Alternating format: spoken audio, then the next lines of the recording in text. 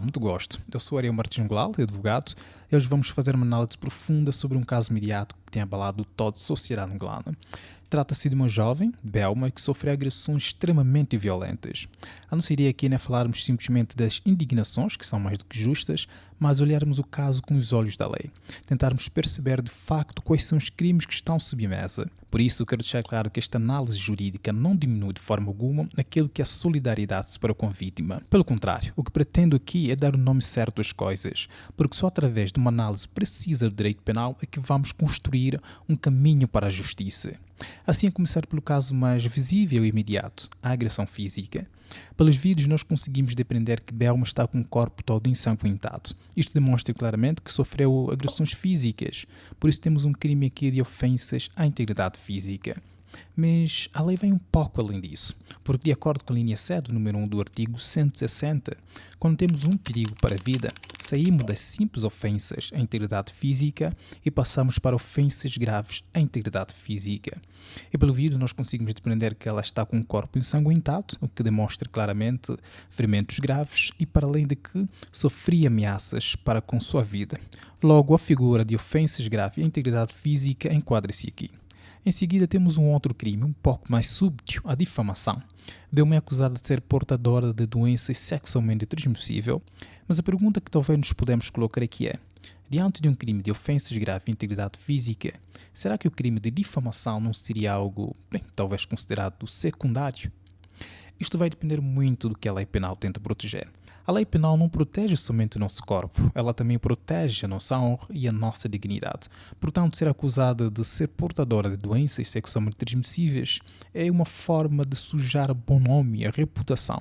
Por isso, de acordo com o artigo 214 do Código Penal, por mais que a moldura penal seja leve, que tenha uma penalidade de 1 ano de prisão até 120 dias de multa, este crime é autônomo, ou seja, vamos considerá-lo isolado. E isto inevitavelmente leva-nos ao lado mais sombrio disto tudo, a agressão sexual.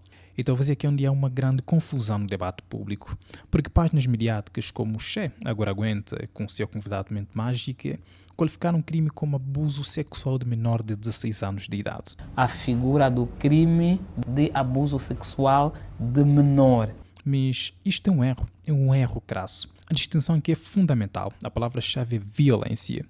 De acordo com os vídeos, nós conseguimos ver que Belma é agredida até sangrar brutalmente para que o acto sexual seja consumado. Aqui não estamos diante de abuso sexual, estamos inequivocamente diante de agressão sexual com penetração. E talvez uma pergunta para quem me assiste é: qual a diferença técnica entre abuso sexual e agressão sexual? Bem, a diferença está no método. Ao passo que o abuso sexual previsto pelo artigo 193 tem que ver com o agente aproveitar-se da inexperiência da menor ou de uma situação de particular necessidade da mesma, sem que haja esta violência, ao passo que a agressão sexual tem que ver pela subjugação pela força bruta ou pelo domínio pela violência. E a moldura penal deste crime também demonstra sua gravidade, que vai de 3 a 10 anos de prisão. Portanto, uma pergunta que eu faço aos telespectadores que qualificam um crime como abuso sexual de menor de 16 anos é: será que os agressores de Belma aproveitaram-se da inexperiência sexual dela? Aproveitaram-se de uma situação de particular necessidade da mesma? Não, pelos vídeos nós vemos claramente que ela é agredida brutalmente para que o acto sexual se consume. Portanto, estamos sim diante de agressão sexual com penetração.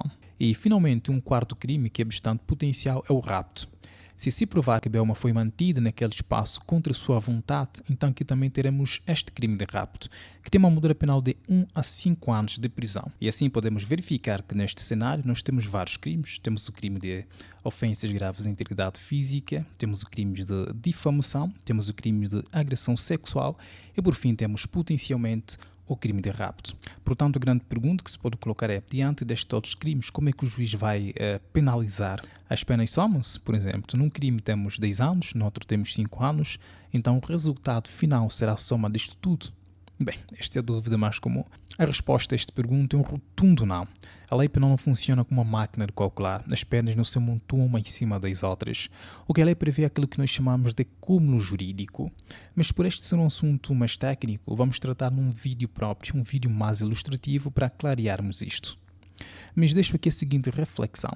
Para além da penalidade dos culpados, que é bastante essencial, com a responsabilidade de nós, a sociedade e os meios de comunicação, quando usamos as palavras erradas, como por exemplo abuso ao invés de agressão, porque podemos mesmo sem querer estarmos a suavizar um acto de violência extremo. A precisão aqui num pormenor dos juristas é um acto de respeito pela verdade e, acima de tudo, pelo respeito da dignidade da vítima. Até mais ver e pense sempre de forma crítica.